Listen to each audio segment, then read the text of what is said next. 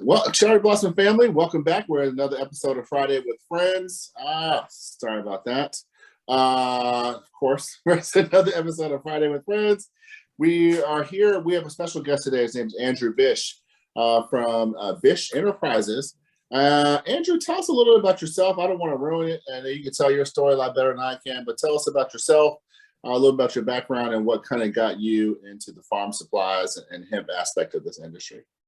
Okay. Well, great. Thank you for letting me be here today, and Of course. appreciate the conversation.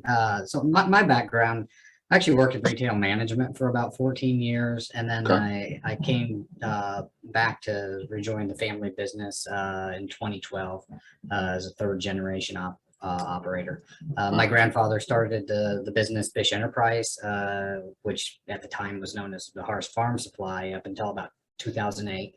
Then it became Bish Enterprises, and then I launched Hemp Harvest Works in 2017 to really allow us to work with hemp producers because the state, Nebraska, didn't have a hemp program. Hemp wasn't legal at the time, and so I started, I guess, my first front company to work in the cannabis industry to help people make equipment.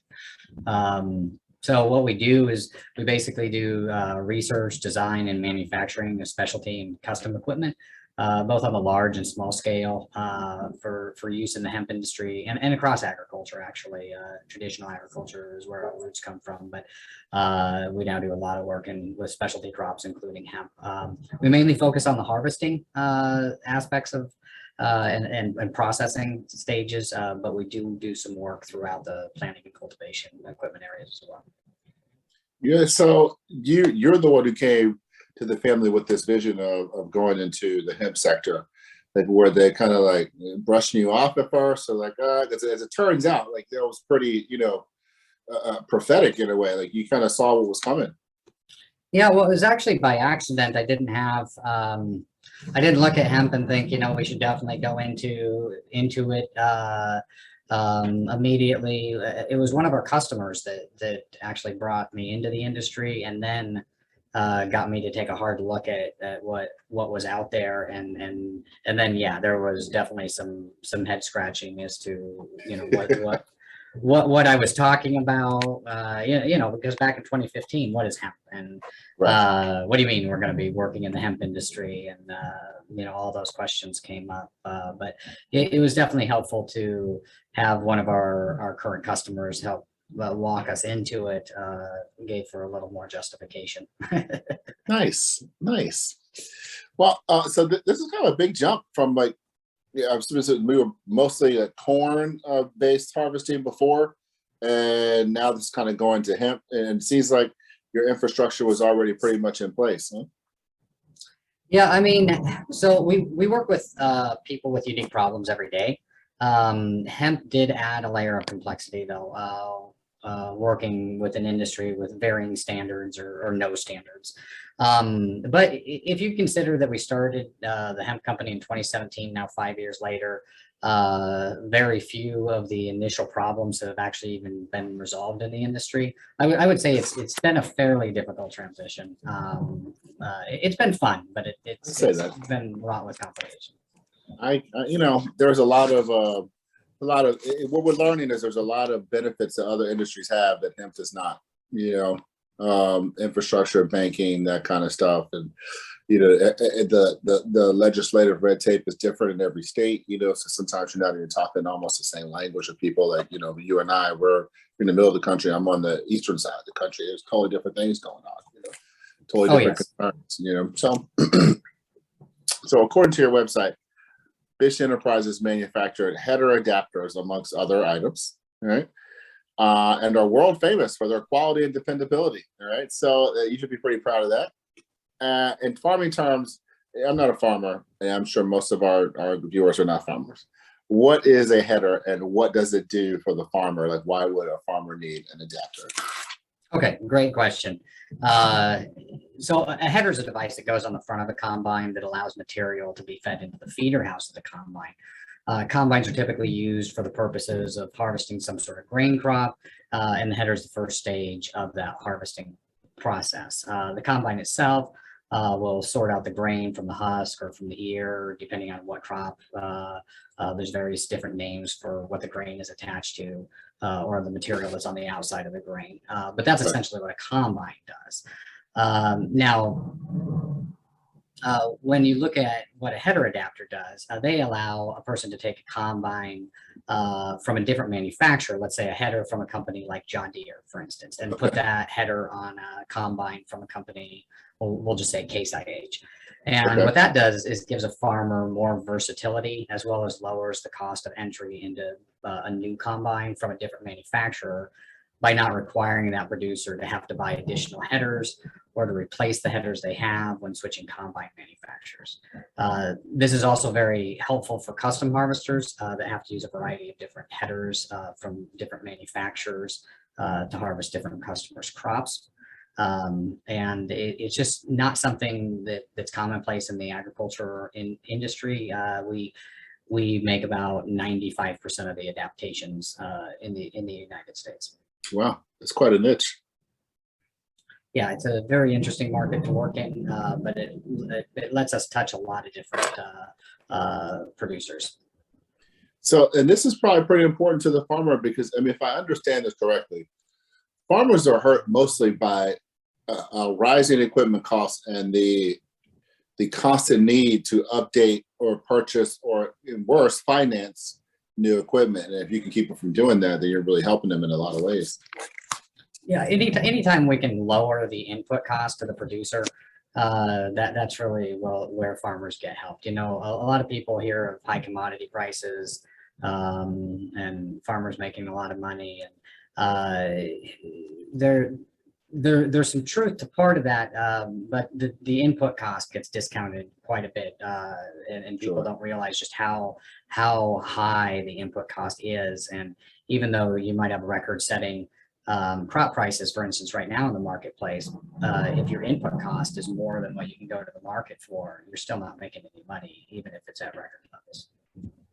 And you know, you touch on something that these fluctuations can happen. It can be 3 or 4 fluctuations over a 5-year period. Like, so even though like you may seem like you're very profitable on paper one year, the next year could be a totally different thing, and it sort of just evens you out, or maybe even takes you into a negative. Oh, absolutely, absolutely. A farmer, a producer, they're really at the mercy of Mother Nature, and all of the different factors going on in the world around us, just to a tremendous degree. Wow. So as you said, you manufacture different products, and you do all these for specific need. Like, you will manufacture things specifically to someone's machine, or kind of get like, well, I'll make an adapter that'll fit these 3 or 4 or 5 different, makers, and then the customer sort of just chooses what he wants from there. So it's a little bit of both. Sometimes we do direct custom modification because there's some specific application, and then there's some similarities. For instance, we have over 120 different adapter combinations. Wow. But the majority of them that we sell make up about 15 different models. Okay. So there is some commonality in the degree of range that's out there. Okay, I guess that makes sense. That makes sense. So what motivates your work? What gets you up and excited to go out and I mean, is it just like the family thing, or is it you like working with the farmers? You like, what is it that gets you going every day? You know, I like the opportunity to help people, and what we do is very unique, and the services that we provide, you just can't get from a lot of places. I don't have tremendous competition in the space in which that we work. We provide a lot of unique and custom solutions for producers that personally give me a lot of variety in what I do, and help me feel quite a sense of accomplishment when we're able to solve a specific person's needs in a way that a lot of large ag manufacturers either can't or won't do. Well, I mean, having little competition is good. Yeah, well, and I think people are trying to get to.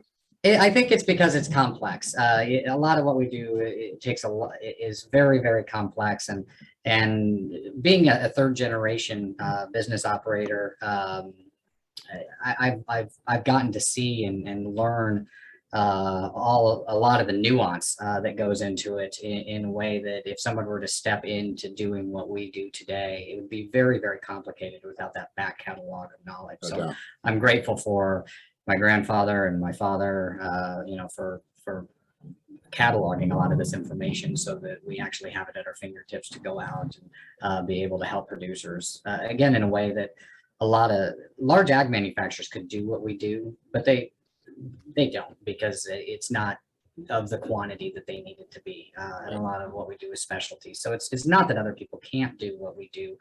Most people just don't want to. Right. Well, still, however you eliminate the competition, I mean, it works working in a lot of ways.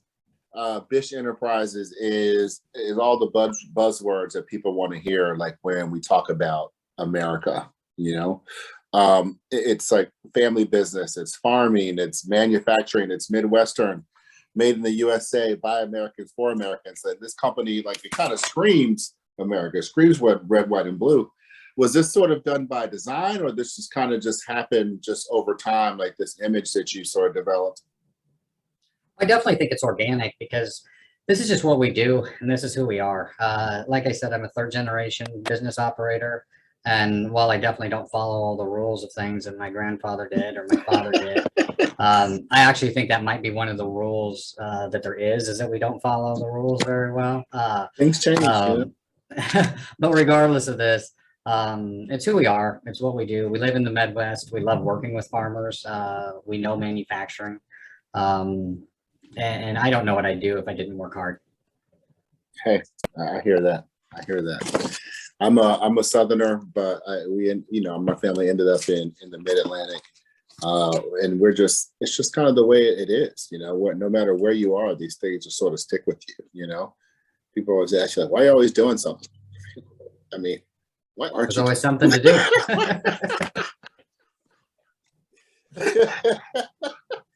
So how is it working in this family business? Like, you can be honest. How I know it's got to get a little tense sometimes. Is everyone still involved? Or is it just sort of been handed down? Like, you kind of taking most of the responsibility, or you got to go in and have like a family powwow once a week, and then like a good little, like how does it all work? Yeah, well, working with family definitely has its ups and downs, and anyone that works with their family and is listening to me talk right now can probably hear some of the words I'm not saying. But there's definitely a lot of reward. I have the opportunity to see members of my family more frequently than I would others, which is good and bad some days. But I also get to teach my children some of the ways that we operate, to carry on some of the values that have been instilled in me and over my family over the years. So I think it's definitely better than worse, but there's definitely some times when we have to pull people into the room and I'm sure. Yeah, and be like, okay, guys, this is what's going on.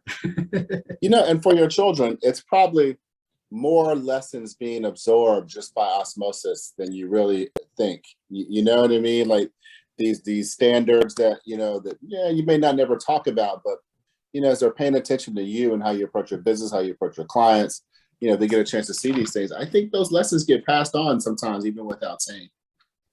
Yeah, I think that goes with the leading by example. And trying to set a good influence for the next generation. Well, I think you guys are doing it, for at least from what I see. We're not in Nebraska. We don't get to come across each other in that way, but just from, the few conversations that we've had, interaction, and what I see on your website, you guys are doing a very good job. Doing a very good job. So, well, I think that, one of the things I'm blessed with in agriculture is it's allowed me to travel all over the country and to other countries. And I've gotten to take my children all over the country, and places like the Southeast, the Northeast, nice. The Northwest, and visiting people of all walks of life that are all trying to work hard, make a living, and for them to be able to get to understand different people and where they come from, I think better sculpts how they view the world and what they're walking into. That's right. It's funny that we have a lot of conversation in today's America about culture, and cultural differences can really be from like state to state or region to region. Like, people are living totally different in, say, Pittsburgh than they are in, say, Baton Rouge. It's a totally different lifestyle. So it's sometimes totally different language. You know, it's just interesting that we have so many of these. There's so many different ways of life that you can see and experience here in the United States. It's pretty cool, I think. Yeah, absolutely. So I know that we're going to wrap up a little bit. I got a couple questions for you before we do that. From a hemp standpoint, I know you get to work with probably more fiber and grain farmers. What do you see from them? Like, what are they telling you, or feedback you're getting from them? And like, what from that, what do you think is the future of like hemp, fiber, and grain, and kind of products you think we're going to be seeing in the near future? Okay. Great question. I think I'm going to break this apart a little bit. It's a multi-layered question. Yeah. So I expect to see a pretty dramatic increase in the fiber segment of the industry starting this year, growing exponentially larger next year into 2023, and then through 2024 and 2025 will continue to be large scale growth years in the fiber segment. And I say this because there are currently multiple facilities coming online from my accounting in 2022, a company called Global Fiber Processing in Monte Vista, Colorado, for instance, will be launching in March. Nice. IND Hemp in Indiana has been running pretty consistently every day this year. In Kansas, Melissa Nelson at South Bend Hemp has been operating, but then we know that there's facilities going up in the Panhandle of Texas, into South Dakota, facilities going into the Southeast, as well as in places like North Carolina, South Carolina, Tennessee, Kentucky, Michigan, Indiana. And those are things that I just know of coming online between this year and next year. So really some strong growth. Now grain, I see a lot of challenges there still. There's a number of issues relative to restrictions on what we can feed grain to. It's not corn, it's not soybeans, and as a result, it's not approved as an animal feed ingredient for any type of production animal in virtually any state but Tennessee. So not having hemp seed or hemp flower or any part of the hemp plant rather as an animal feed ingredient is going to continue to hinder the growth of the grain segment. No doubt. The good news is there are organizations like the Hemp Feed Coalition that are working diligently to try to make an impact there by submitting applications to the FDA CVM for approval as an animal feed ingredient. But the FDA has been very cautious and hasn't yet approved any of those applications that are sitting in front of them. So hopefully some work being done by some tremendous members of the Hemp Feed Coalition will convince them this year to get hemp seed approved as an animal feed ingredient for chickens, egg-laying chickens. And then once that happens, then we can start to see more and more animals start to come down the pike, and then the grain industry itself will start to grow quite exponentially, because right now it's really government regulation that stands in the way of the grain industry. No doubt. Yep. FDA, the government regulation. I think some of this has to do with, me being basically born as a DC boy. You see a lot of lobbying influences a lot of things, and there's a lot of industries I'm sure that are pretty fearful of the impact that hemp, whether grain or fiber, may have on their particular industry. So there's a lot of layers to this whole thing, but I think that you're kind of at the forefront of an immovable force. It's going to happen. It's just about when. Yeah, the train's coming. There's no way to stop the train. It's just no how fast it's going to come down the track. Exactly. So we're going to wrap up today. You can go on with your Friday. And first, we cannot ignore our shameless plug part of the program. Not everyone has something they want to sell. However, if you got some things that you're excited about, maybe some new equipment, maybe some specials that you may be running right now, promo code, whatever it is, you got a minute to talk about that before we close out. As an equipment manufacturer, I don't do a lot of specials, but come visit us on our webpage if you want to get a hold of me. Go to www.hempharvestworks.com or visit us at bishenterprise.com. I'd love to talk to you through that. It's a great way to get a hold of me. Also, I will plug the Hemp Feed Coalition. Go ahead. Please visit hempfeedcoalition.org. It's a great organization that's doing some great work in terms of opening the marketplace for more producers. And anytime we can open up the marketplace, it really helps the entire industry. And I encourage everybody to at least take a look at what we're doing there at the Hemp Feed Coalition. I'll definitely will, and I'm gonna reinforce that Hemp Feed Coalition. That was at hempfeedcoalition.org. Did you understand? That's correct. Excellent, excellent. Angie, thank you for your time today. You've definitely educated us and our audience. If we'd love to have you back if you're open to it and available, maybe sometime later on in the year or sometime next year. We'll get through this first wave of interview cycles for 2022. But I thank you, and you got a good thing going over there. You and your family are doing good work, and I swear I'd love to come out and see what you guys are doing. And I don't know. It just seems like there's this part of the industry is not getting as much shine, and I think that it really should. Well, if you're ever in Nebraska, you're more than welcome to stop in. I'd love to have lunch with you or dinner and show you what we do. No doubt, no doubt. Any day of the Steak, week. no doubt, right? Yeah, well, we have a lot of that. I see you We're good at beef and corn here. I see you wearing your Cornhusker red over there. All right. Yeah. I imagine they got like big old statues of Tom Osborne out there somewhere. You know what I mean? Up and down the highway. There's a couple, and I actually live about 8 miles from the Tom Osborne Expressway. Wow. Talk about influence. Huh? Yeah. Well, who knows? It might be Andrew Bish Expressway one day soon, man, right next to Tom Osborne. Just keep this thing going. Well, thank you, Andrew. You have a great afternoon. Thank you for taking the time with us today, and enjoy. Yeah, thank you, Derek. I appreciate the time. Really do. Of course. Thank you so much. Thanks. Bye-bye.